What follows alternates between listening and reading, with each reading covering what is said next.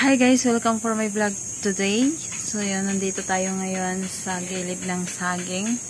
Ngayon para to sa mga dalaga. Mga dalaga at binata. No? Ayan, makikita nyo guys, ang ano ko is puro saging. Yan.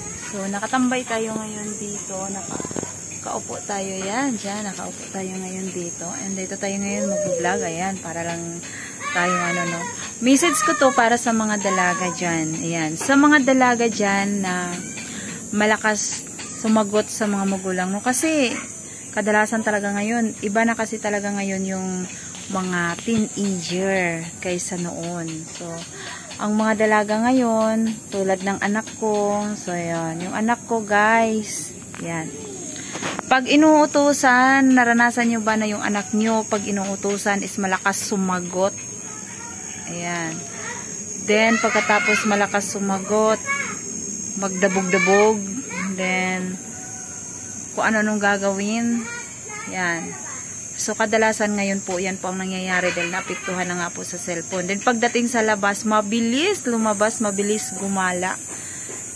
And, sexy, maganda tingnan. Pero, sus guys, kahit pante, hindi makalaba. Diba? Yan.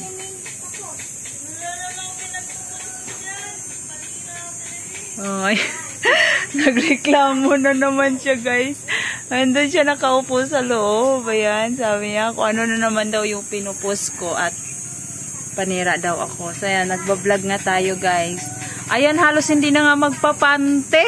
Kasi hindi na makalaban ng pante niya. Ayan. So, ayan, welcome for my vlog today. And, ayan, need lang natin na maging masaya kahit maraming problema. Para malabanan natin yung stress and anxiety kasi pag dibdibin natin yun talaga magkakasakit tayo.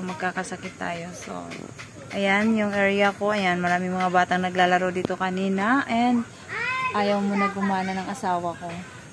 Yung asawa ko ayaw gumana kasi nga hindi ko alam, nantay ko pa si Lawrence na darating kasi si Lawrence yung gagawa. So ayan, salamat sa iyo Lawrence, sana mapaandar mo to kasi pilay na talaga ako pag hindi ito mapapaandar. Pilay na ang hanap buhay ko.